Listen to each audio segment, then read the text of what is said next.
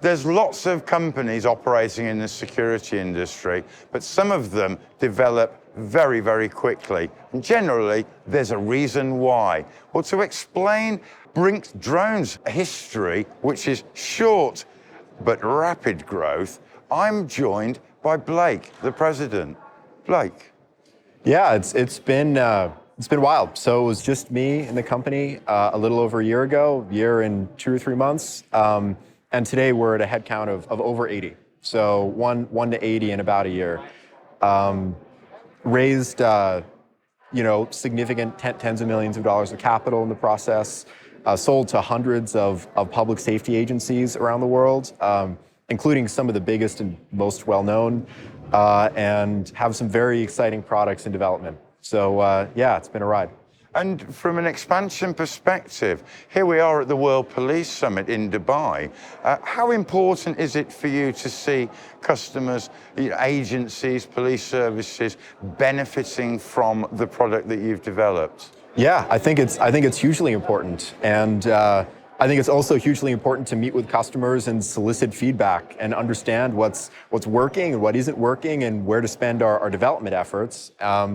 And frankly, I also think it's critical to meet with other agencies that are operating SWAT teams and other public safety organizations around the world to to show off our technology and expose them to it, and talk about how what we build might be able to support their operations.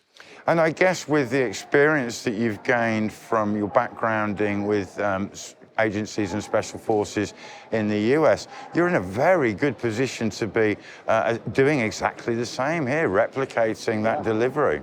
Yeah, I mean, what we find is for a lot of SWAT teams, the biggest challenge they face is getting eyes and ears in very dangerous places, and that is precisely the capability that we provide. So, I mean, I think in a lot of cases we're solving their biggest problem, and we've seen rapid growth because of that.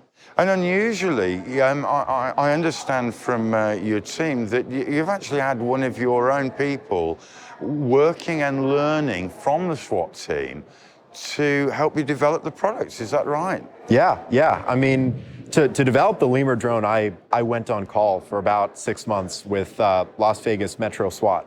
So I lived it for a while and started to understand their mission set and improved the product tremendously in that time. So, it started that way, and subsequently we've hired a lot of first responders, a lot of firefighters, a lot of police officers, a lot of folks from the special operations community, and having that knowledge base, in-house in the company, so an engineer can just, walk downstairs and talk to someone that has done, 1,000 SWAT missions.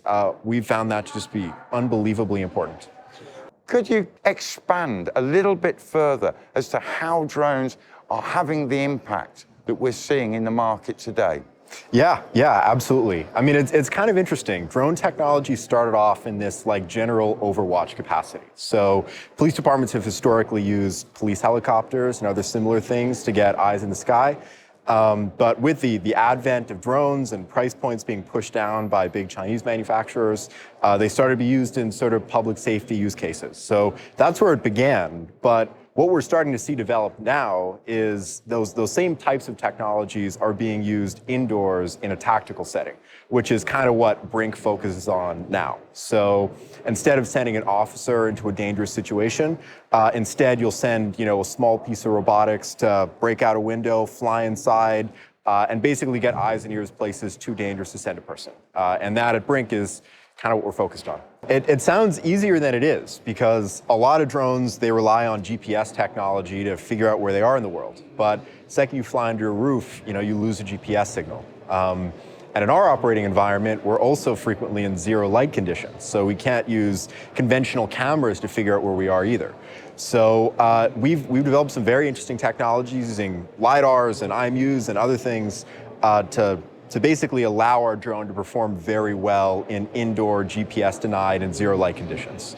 So yeah, I think we do build a pretty interesting product. I also understand that from an active deployment. You know, there's a requirement sometimes to maneuver the drone into difficult places and maybe even to make a space. Your drone, I understand, will go straight through a pane of glass. Yeah, it's true. Well, I mean, you think about it, like we're trying to operate drones indoors, right? To find folks and then talk to them. We also build the only drone in the world with an integrated two-way audio system. So our bird is kind of like a flying cell phone. But that only works if you can get inside. And in some cases, like in active shooter situations, you don't want to risk someone's life to go up to a window and break it out. So if the drone could do that itself, it would be pretty cool, and the technology that we've developed enables precisely that to be done. Basics, a little over half an hour of flight time and about 10 hours of perch time, meaning you can land this thing and stream back live video and audio for upwards of 10 hours. So for a drone that's this small and carrying as much stuff as we are, it's a pretty long flight time. The reason we get that is we actually build our own batteries in-house, which are using a lithium-ion chemistry, which is actually not super common in the drone industry. Usually they use LiPo-type stuff. Other interesting things on this, we build the only drone in the world with a two-way audio system. So these two things on the front of the bird are microphones, and then on the bottom, this here is like a speaker driver.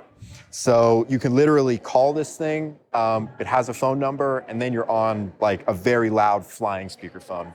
And you can execute, a hostage negotiation or similar type mission. Other interesting things on this, we have this Picatinny rail attachment on the bottom of the bird. A whole bunch of different accessories slide into this. So we can attach a glass breaker attachment. We build the only drone in the world capable of breaking through a pane of glass. Also downward-facing lights, droppers for things like cigarette packets or water bottles, also in hostage negotiations, all that kind of stuff. Some other interesting things, our drone is capable of self-righting after a crash. So it uses the propellers in reverse to flip over, take back off, continue a mission. That's been an extremely unique one. We can also use these stanchions to push open most interior doors. So if we have a door that's like partially ajar, we can kind of nose our way through that. And frankly, that's just the tip of the iceberg. There's a lot of stuff going on in this that is unique and a world's first. It starts to make sense why you're getting the attention here at the Police Summit that you've been benefiting from.